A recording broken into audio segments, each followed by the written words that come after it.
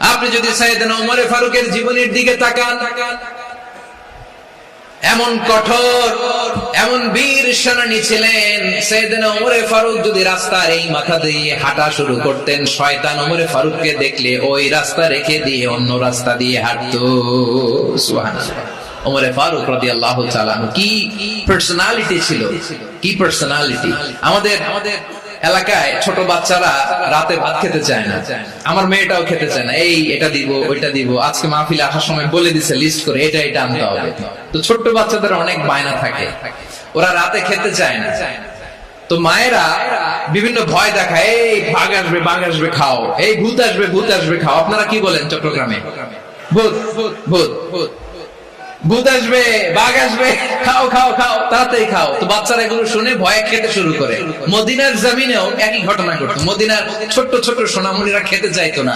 তো মায়েরা বলতো, হা হুয়া ইয়াতি উমর, হা হুয়া ইয়াতি উমর, ওই যে ওমর আসতেছে, উমর। ওমর ফারুকের কথা শুনলে বাচ্চারা একেবারে ঠান্ডা ঠান্ডা। প্রভু তুমি বলেছ রাসূল দেবে না, বলনি দেবে না ওমর, বলনি দেবে না হামজা তারি, খালিদ বিজয় সমর। প্রভু তুমি বলেছ রাসূল দেবে না, বলনি দেবে না ওমর, বলনি দেবে না হামজা তারি, খালিদ বিজয় সমর। প্রভু তুমি বলেছ রাসূল দেবে না। আল্লাহু আকবার।